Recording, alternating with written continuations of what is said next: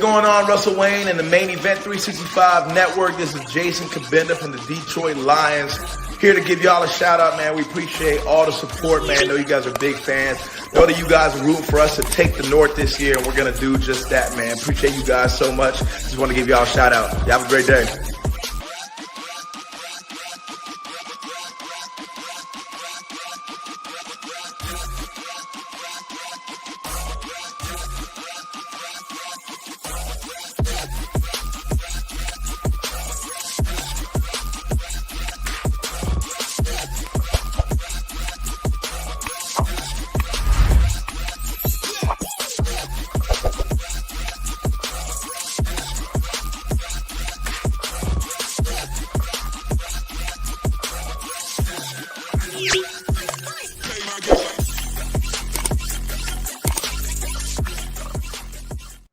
Welcome all. It's the Main Event 365 right here. It's the phone sessions. I'm your host, Russell Wayne, and I am joined by my partner on Monday nights right there. Main Event Mike is in the house. Mike, the schedule's coming out today. How are you feeling? Well, I'm excited, Russ. And by the way, just to get it right, it is not the schedule. It is the NFL 2023 schedule brought to you by Verizon, which is pretty interesting because, I mean, you and I, for a couple of years, we've been hyped up about schedule release day for a long time, right? I mean, we've been on this for a while. Now the NFL is starting to really just milk every dollar they can out of it. It's the scouting combine brought to you by blah, blah. It's the NFL draft brought to you. Now it's the schedule release. I mean, they release little tidbits to different outlets. Amazon gets to announce some, and then other outlets get to announce some. I mean, they are really milking every dollar out of every event at the NFL.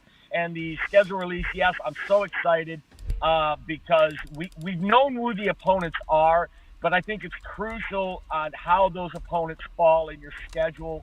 And you know, the first thing we look at, obviously, is the bye week, right? When are the Lions going to have a bye week? Is that going to come before or after J-Mo's suspension? And I think that's a crucial part. How many primetime games are the Lions going to have? We already know of 2. So, yeah, I'm really excited for the schedule, and I'm really excited to be on the Main Event and predict what we think the Lions' record will be and hear what all of our viewers think the Lions' record will be when that schedule's released.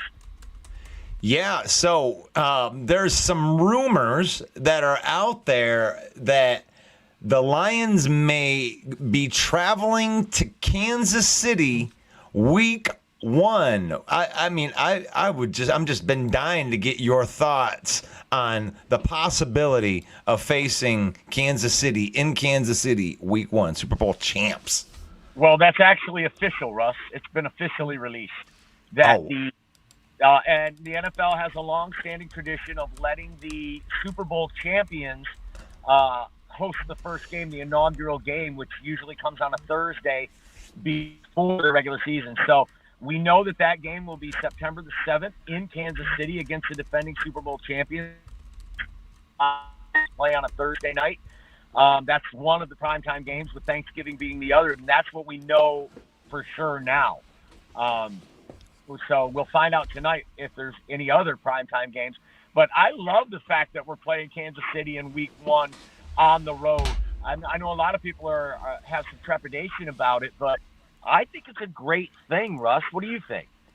Yeah, I'm one of those trepidation guys, man. I mean, we started out 1-6 last year, fellas. So, anything that's that has a possibility to derail us. I mean, obviously, winning the game would be outstanding, right? You want to go knock off the Super Bowl champs, but if you don't, you start out 0-1. I mean, you don't want to trip coming out of the gate. And I think that's a really, really hard game to just, start out in front of the whole world on Thursday Night Football. Well, here's a stat for you, Russ. Help me, Mike. I need it. from 2000 to 2010, the Super Bowl champions were 10-0 in the first game of the following season. In the last 23 years, since the year 2000, the Super Bowl champions are 19-4. So it doesn't bode well for the Lions coming out of the gate this year. But I think it's okay, because guess what, Russ? You know who else has to play Kansas City? Minnesota, Green Bay, and Chicago. And they aren't going to get them in Week 1. So that's an L on everybody's schedule. Everybody's looking at that as a potential L. So to get that L in Week 1, I think is okay for the Lions. It's just going to be an extension of the preseason in a certain way. Plus, you get it on a Thursday night, the inaugural game, so you get those extra few days to recoup, to go into, in preparation for Week 2. And, I mean, really, the Lions can look at it like, yeah, we're 0-1, but it was on the road against Kansas City, and we played well. I think that's going to be more important, whether the win or the loss, is how did the Lions look? Did they compete? Was it a close game? Were the things the Lions wanted to accomplish this season on display in the game? But Michael, I'm not we going to buy too much into it if we lose? Listen, as Lions fans, let's be honest right here. Aren't we really sick of making excuses? Well, they were a really, really hard team. Don't we want to be the best in the NFL? So this is a good opportunity. I mean, whether I'm scared or not scared, I do think that the Detroit Lions and the organization and where it's at right now is ready to be in a game like this and definitely be competitive, and by golly, might even be able to win the game. I don't count that as an L. Just throw it as an L. There's a good chance that we could lose the game, but there's also a chance that could win the game too. And I think that would surprise a lot of people. Sure, in the last 23 years, 4 teams have done it. So absolutely the Lions could do it. And maybe what you're saying is just a symptom of my PTSOL. Yeah. Right? Post-traumatic same old Lions. PTSOL is a registered trademark of the Main Event 365 2022, all rights reserved. You like that? Post-traumatic same old Lions, and I'm expecting an L against the against the Chiefs. But I love your take on that, Russ. You're darn right. We should not go in with any preconceived notions, especially if it's of a loss. We don't believe the Lions are going to lose out of the gate. We don't. You don't want them to. I mean, this team is one of the toughest teams in the league this year. I don't think there's any doubt about it, and we can beat anyone, including the Kansas City Chiefs. And I think it's odd that the Lions and the Chiefs, Week 1, it just seems strange to me. It's like the Lions might actually be getting a little respect right out of the gate for the way they finished the season 8-2 last year. Oh, a little. And the NFL milking every dollar out of everything. I mean, next week it's going to be Patrick Mahomes clips his toenails, brought to you by Dr. Scholl's. They're going to get everything out of it. And if I put the Lions in this inaugural spotlight, I think it's a great thing for the Lions. And I think you're right. They could absolutely pull off this win in Kansas City. Are our viewers saying anything yet? Let me go in here. Let's see. What up? We got what up, guys. We got Love versus Mahomes too. So I do have to come correct right here with you guys. This is an NFC North show. So my next topic does have to do. We are going to hit every single every single team here. And the question I have about the Packers right here, and this is something we can throw out to the audience. Justin Prince says, Lions suck. Go Pats, go. Go Pack, go. Bill, the Packer fans on here. I see these two clowns on there with the red noses on right there. Homer alert. Okay, so we're Homer alert, but I'm scared of the Kansas City Chiefs. Okay, Bill, if you want to call me a Homer for being scared of the Chiefs. But let's talk about the Green Bay Packers. The rumor is on the street the Green Bay Packers are going to have 5 primetime games without Aaron Rodgers. So I kind of blindsided you with that one right there. But what do you think about that? Well, first of all, I hate the color green. Second of all, I'm lactose intolerant, so I don't eat cheese. Okay? Third of all, Homer alert. You're damn right it's a Homer alert. You're talking to the 2 biggest homers on the internet. Stop playing with it. Possible. Absolutely, it's a Homer alert. One thing, though, here's a hot take for all you Packer fans. Jordan Love is a bust, and Sean Clifford will be the next great Green Bay Packer quarterback in 2 years. Wow. What do you think of that one? That one, I know we have a couple Packer fans that are in the audience right now. Sean Clifford, wow, you heard it here first. Jordan Love is a bust, and Sean Clifford is the future of the Green Bay Packers. Say it one more time for me. Jordan Love will be a bust because he came from that quarterback factory of Utah State. And It's my Sean quarterback. Clifford, who beat Levis for the starting job. It's a pick that most people aren't talking about, but I really love that pick of Sean Clifford going to Green Bay. I'm a little scared of it because they do such a good job of drafting and developing quarterbacks in Green Bay, and I think Sean Clifford brings a pocket passer element that Jordan Love's just not going to be able to provide. Wow, I love it. We get hot takes on here. So we got William in the comments that says that he hates cheese but loves drugs. Apparently, LMFAO. I don't know about that. Yeah, you love drugs. I don't know about that. Love has to be was an Aaron mentor right there. Bill the Packer fan says someone needs to take main event's photo. Oh man, yeah, I love it. Well, you're not getting a lot of love for that comment right there, but this is the Main Event 365, the home of the bad takes, and you can put your bad takes in a comment as well. What the hell does a Lions fan know? Hey, we're trying to learn here.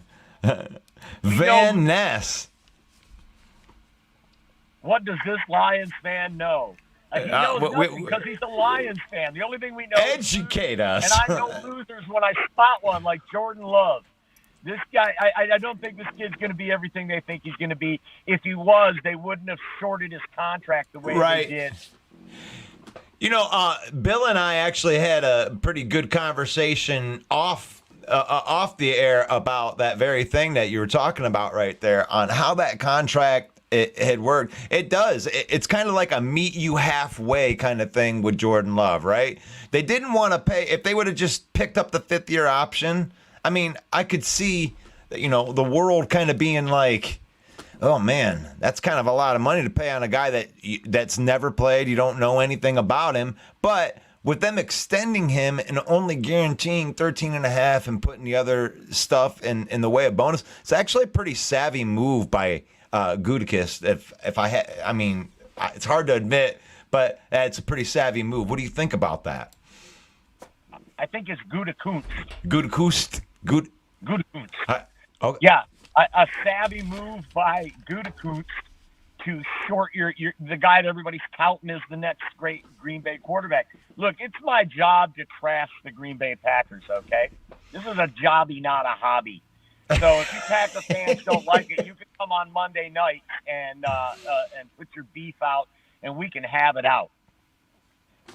Hey, that's fine. That's fine. Well, Bill the Packer fan says that the Lion fans only know how to hang banners. And I'm going to tell you something, Bill. We are more than happy to hang that banner that we beat the Packers in Lambeau to eliminate them from the playoffs right next to we finished the season 8-2 banner because we don't have anything to brag about. Yeah, that's actually we have nothing to brag about. We admit it.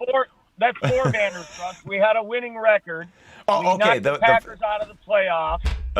Banner 2. Yeah. And then what was the other one you said? We finished 8-2. That was 2 down the stretch. Yep, down the stretch. That's good, right? And we swept the Packers. Yeah. So we realize that 4 banners will be hanging in here at Ford Field. We realize it right there. So Williams says the contract is about cap flexibility, less guaranteed money and more salary, which can be converted to signing bonus and give them cap relief. Yes, I agree with you 100%. We don't like telling Green Bay Packer fans that they did a good job, but they did a good job in this because if Jordan Love does flop and he's not very good, then you can get rid of him for $8 million less than you would have if you would have picked up the 5th-year option. So good job, Gouda something. The GM from Green Bay. There's a K-U-N-T in it. I know that. So Earl Jackson said the Chiefs not going to be ready for Jahmyr Gibbs. Earl, you are a believer in the Gibbs. I like it. My only problem with that take is that it's his first game and he's a rookie. So that, I love the thinking there, but boy, that sure is wishful thinking at this point. Oh, for sure. But they drafted him 12th overall, and they're going to give him the touches, so he will get a chance to run behind one of the best offensive line in the league right here. So Van Ness, my dad is a Lions fan, so I actually know how you feel, brother man. I am a Buckeye fan, and my partner over here is a Michigan fan, so we get to have that kind of relationship with each other. And last year, Van I Ness lost. Comment about your very smart dad. All right. As soon as he said swept the Packers, he froze up. Too funny. Is that You're right, Bill. Apparently, take this phone away from me. Maybe you should give me one of those 4 or 5 extras you got for all these shadow accounts you're in here commenting with. Yeah, you must be Van Ness up there. So y'all still can't make the playoffs. That's true. That's true. We had that talk last year, right at the end of the season.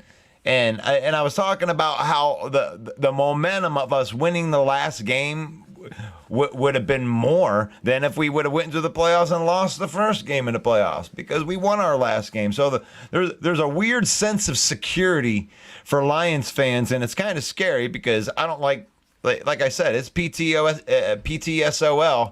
No film on Gibbs, Earl Jackson says. I that's very understandable.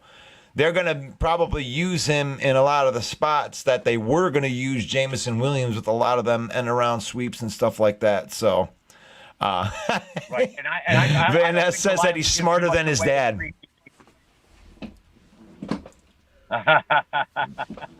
He says he's smarter than his dad. Okay.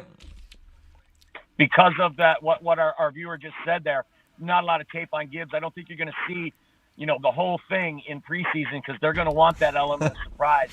When they see Jahmyr Gibbs line up at the X, they're going to go, what? So, I can't wait to see these guys on the field. But, the more I think about it, I like the Lions' chance. Sure, the Chiefs won the Super Bowl, and that's a hell of momentum coming into next year.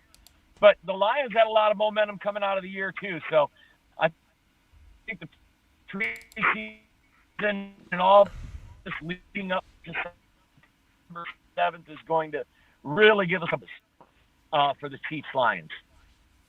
Yeah, your internet connection's as good as Bill the Packer fans' internet connection. So we're gonna take this time. Maybe the internet connection might get a little bit better, but we're gonna pause for a little station identification.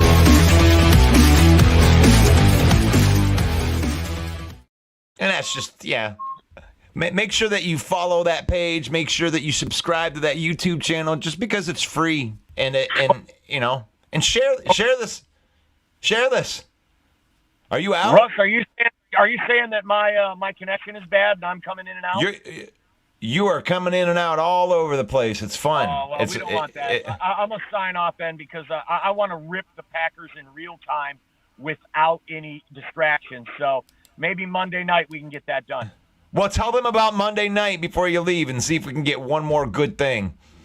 Okay.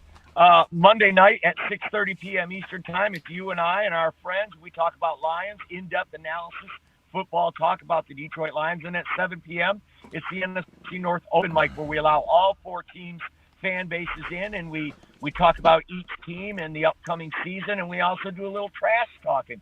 So bring your thick skin. That's Monday at 7 p.m. Eastern, NFC North Open Mic.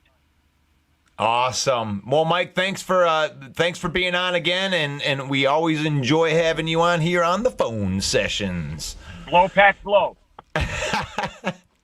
Main Event 365 right here, and we're talking a little bit of football right here with some of our people in the comments right here. Just bring it, Van S says. Mike, LOL. So, yeah, that is the NFC North Open Mic, and we can get a little trash talking in here. I don't mind a little bit of trash talk. It's going to be a fun time. I want to put a little shout out to some of these groups that I'm involved with right here. I am involved with Bill the Packer fan and Mike the Bear fan. Great guys. They just have shitty taste in teams. But we love being able to, run some shows here with you. We got the Chicago Sports 365, NFC North, NFC The Huddle, NFL The Huddle, NFC North The Huddle, and We Know Sports, NFC North Open Mic, Detroit Lions Main Event, Green Bay Packers Owns, Chicago Sports 365, and then NFC The Huddle. These are all the groups that we trash talk in, man. Make sure you join those groups. Make a couple friends in the football zone. You know what I'm saying? So, Michael De La Paca says, sweeping the Packers and not making the playoff is like breaking someone's ankle and missing the shot. Yeah, I mean, the whole thing was, it wasn't in our hands. So all we could do was win the last game, and that's all you can do. When you start out 1-6, there's not a lot of excuses that you can really make about that.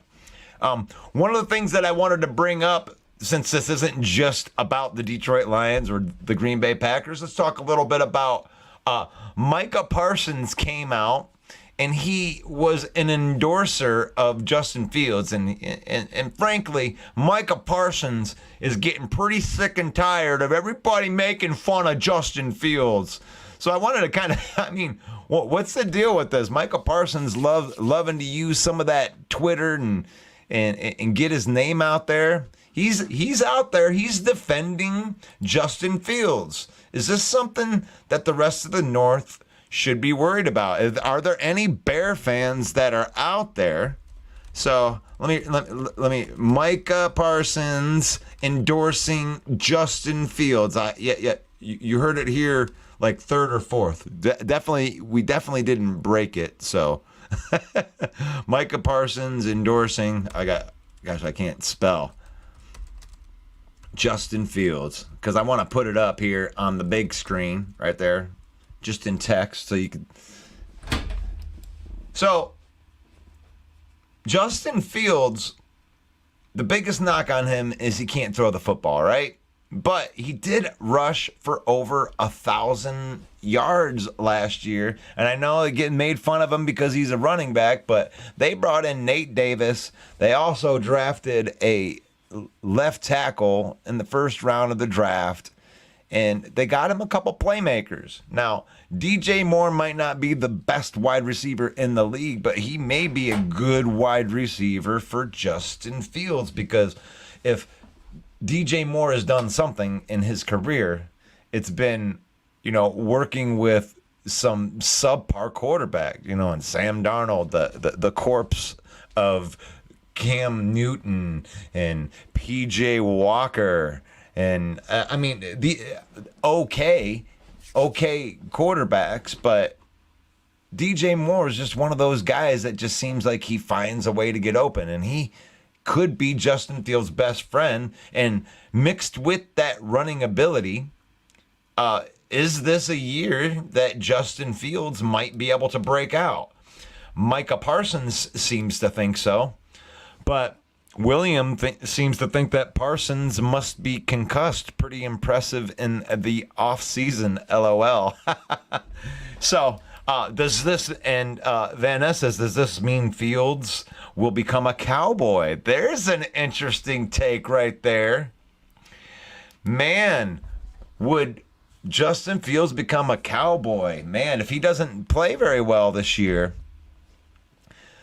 the Chicago Bears, with them 2 first-round picks, they may be in the Caleb Williams sweepstakes if Fields doesn't play well.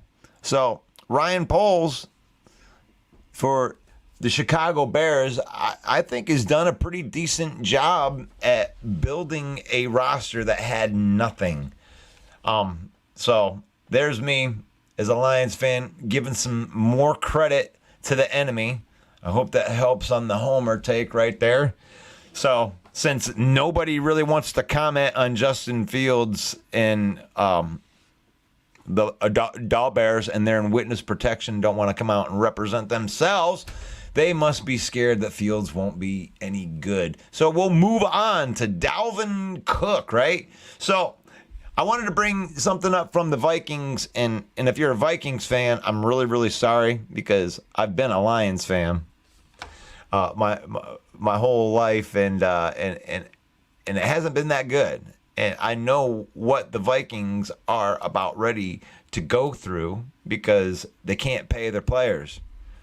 They can't keep all of the talented guys, and they didn't have as many draft picks and they weren't able to improve their team as much. But I do want to talk about something they can do post June 1st, and that would be to trade Dalvin Cook or Zadarius Smith to free up a pretty good amount of cap money. I know they're in some cap trouble right now, but this would be a good way to free up a lot of that if they're not going to have him as a long-term solution. Do I remember Billy Sims? Yes, I remember Billy Sims. It's like Billy Sims, the legendary 20s with Barry Sanders. I mean, we've had a good history, if there's one good history of, has some pretty good running backs that have come through through Detroit, and I like that. And I'm hoping that Jahmyr Gibbs will be one of those as well. What do you think, Packer fans? Seems like we have a couple Packer fans in here. What do you think that the record of the Green Bay Packers is going to be this year? Throw that in the comments. I mean, how much confidence do you have in Jordan Love? I'm not going to be dumb. I'm not going to tell you that he's going to be bad. I shouldn't say that, because that would be like saying main event Mike is dumb. But you come out with your bold take. He thinks that Jordan Love is going to be bad and Clifford is going to be the quarterback of the future in Green Bay. On the other hand, I don't know. I think that knowing that they went from Favre to Rodgers in the exact same way, and it's almost like a blueprint Groundhog Day type of thing comes through, and I think there's a chance that Jordan Love could be good, and but we don't know. We haven't seen enough, and that's the scary part if you're looking at it, because that Green Bay defense is pretty good. So 8 and 9, 9 and 10, 10 and 10, so somewhere between 8 and 10 wins. I think that's fair. And if Jordan does play, yeah, I guess I'm not a big fan of throwing my phone number out there, but whatever. How many of you? I'll throw my number out there, because I can bring you right onto the Bluetooth.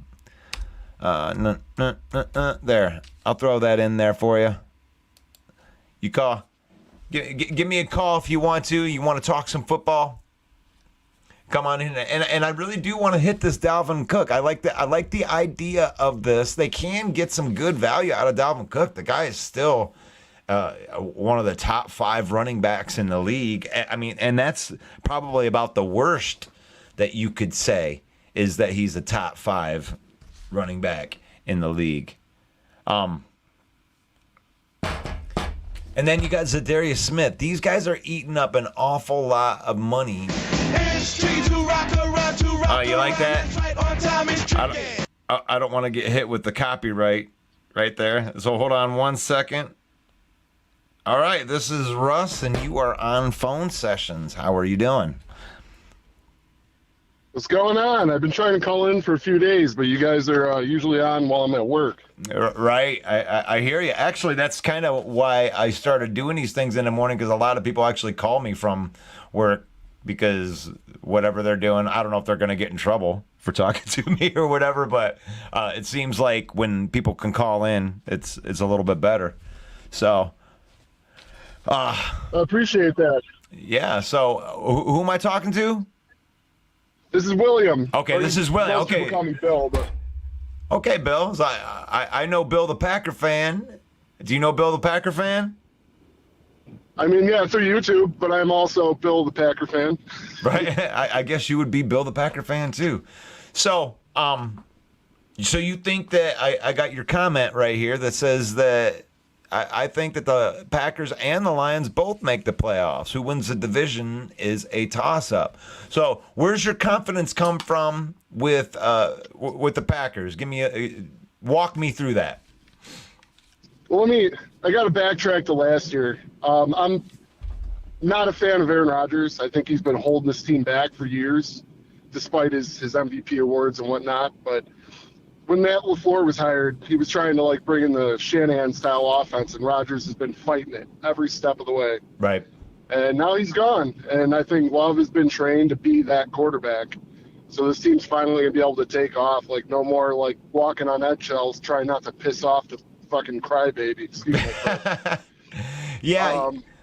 Yeah, I was pretty impressed with what Gutekunst has done in this offseason, especially with, I didn't think that they were going to be able to trade Rodgers before June 1st just because of the money. I had put a video out that backed that up, and the way that he pressed the New York Jets, I think he forced them, by going around and mingling with some of these other teams like Tennessee, and I know I said that I wasn't going to trade in the NFC, but maybe we will trade in the NFC, and then all of a sudden, this trade gets done, and I really think that he imposed his will and got the better of the New York Jets in that trade. Honestly, I mean, I'm definitely a fan. I didn't think they would get that much for him. I certainly wouldn't have given up that much. I obviously don't think very highly of him anymore. I think he's basically a team cancer at this point. Yeah, he's still talented though, man. As a Lions fan, I'm scared to death of this guy. He gives you, he's never out of the game. Even in the game last year, in the last game of the season, it was, in my mind, it was they got to get this first down. If they didn't go for it and get it on that fourth down, that Rodgers would have been Rodgers. He would have marched right down the field like he always does, and he would have won the game. And I wouldn't have been able to live with myself. That's how close these games are. Honestly, that's what it comes down to. That's what makes the NFL such it's so competitive. It's such a beautiful thing because it comes down to one or two mistakes, honestly. You're not wrong. And that's probably the thing that Rodgers was best at all them years, was not making the big mistake. And then in the two games versus the Lions last year, he made them. The first game, 3 interceptions in the red zone, 2 on the goal line. Right. Yikes. Yeah. And then another one to end the game. So how much of that is, just from your perspective, how much of that is the ascension of the Lions players, or more that you lost the game because of your mistakes? Was it more, what percentage would you give the Lions' ascension as a team to contribute to that victory? I'd say it's probably 50-50. The Lions definitely played well. I'm not going to take that. I actually like the Lions team. I like what they're building. Notice I haven't actually been hating on Lions a lot. more so Bears and Vikings because We get in a little trash talk here. Yeah, we and it's okay. We don't take offense at all. That's kind of what this is. We want to make a nice platform where people can throw in some dig. We don't want anybody getting personal or anything like that. But it's fun. No. Right. But yeah, I mean, I like what the Lions are building. I like, especially, I love their offensive coordinator Ben Johnson. The guy's an animal. Yeah. It's the Lions have the offense that Matt LaFleur has been trying to build for years. The heavy balance, a lot of run, the play action, the misdirections. That's what LaFleur's been trying to do. And like ever since day one, Rodgers was like, no, we're not doing that. and fought them tooth and nail every step of the way. So like, I'm excited just to be able to see that kind of offense finally. Cause like, I've been a lifelong Packer fan, but I've been kind of infatuated with the Shanahan style offense. I love balance. I love running, play action, all of it. Right. Like, we're not just lining up in shotgun and first down and defense knows you're passing every play. Like, yeah, that's cool when you're playing bad teams and you get in the playoffs, you get steamrolled. That's what's happened to the Packers for years. Right. And years they. And well, I was going to say something about your wide receiver core. So last year, it seemed like it took a minute, right? You had these two wide receivers that were rookies that I think that are going to be pretty good wide receivers. I actually like the Romeo Dobbs pickup better than Christian Watson, and Christian Watson actually performed better than I thought he would. So I think that it's good. I mean, you have a nice young core of wide receivers, but it took a minute. So you think that might have had something to do with, Rodgers having, to make that transition again, get another wide receiver acclimated, right? I mean, yeah, they had young guys, but Rodgers got his huge contract and disappeared to ayahuasca land. He was nowhere to be found working out with the new guys when he should have been. Yep, going nothing with those guys. Darkness retreat. There goes Aaron into the darkness retreat. Now, I think that the guys still got some stuff left in the tank, and I think that the Green Bay Packers are defensively, nothing's really changed other than they've added even more talent to the defensive. I mean, what you added to the front, that Carl Brooks pick in the 6th round, that might end up being the steal of the draft right there. I was like, wow, that's pretty good. But defensively, you guys look really, really good. Your offensive line was pretty good last year. You got a great running back, so it really just hinges on Jordan. If Jordan plays well, I mean, you guys will be right in the thick of it. That's my opinion. I don't think he's going to be asked to play like Rodgers was. You know what I mean? He's going to be asked to be more like a Goff, a game manager who's asked to not screw it up. He's going to have easy plays designed for him where just get it to this guy. You know what I mean? They're not just going to be putting love and shotgun 4 wide and saying, go win us games. That's what they've been trying to get away from for years, Right. And the Lions have invested into getting pressure on the quarterback 100%. So, because that's the only way that you can get a good quarterback to make mistakes is you got to get him off of his spot. You got to be able to get after the quarterback. So, but let me ask you. I mean, I'll ask you a little bit about this Dalvin Cook thing. I don't know if you care about it, but after June 1st, what they're able to get for him goes up by like $5 million. But they'll be able to get like $11 million for him in a trade. Do you think that the Minnesota Vikings will trade either Dalvin Cook or Zadarius Smith post June 1st?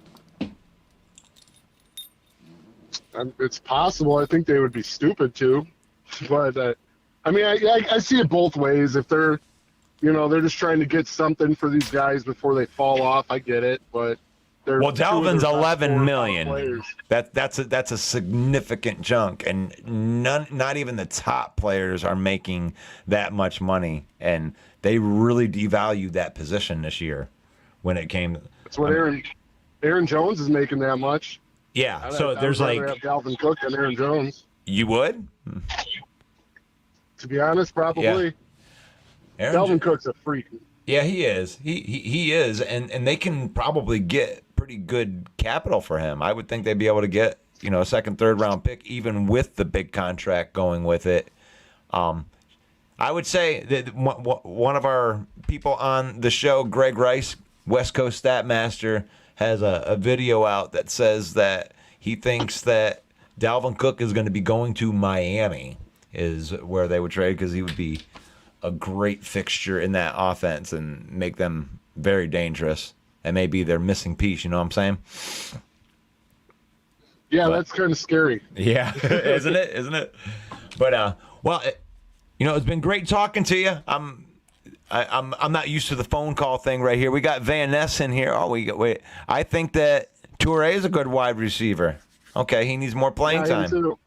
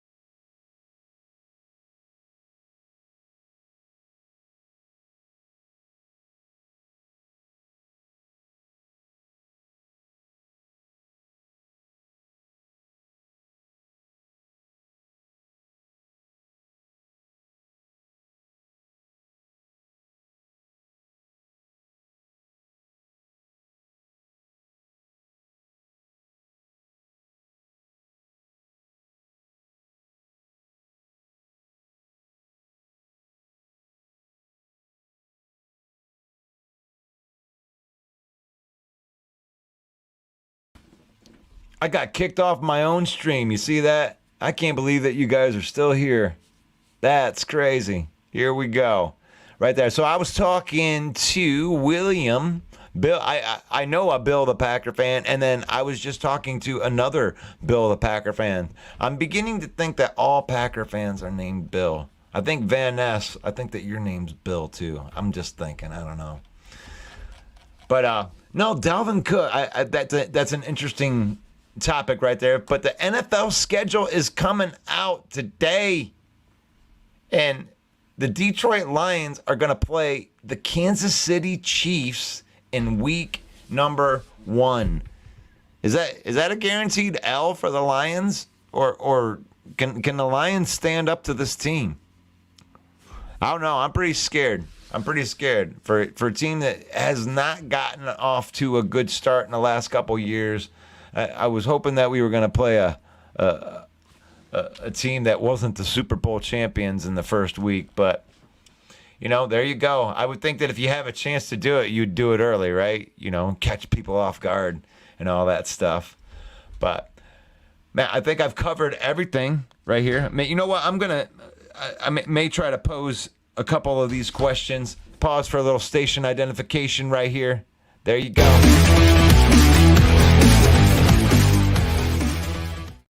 Open mic each and every Monday night, 7 p.m. Eastern time. We even come in a little half an hour early and do a little Lions Homer talking. But we appreciate everybody coming out for the phone sessions right here.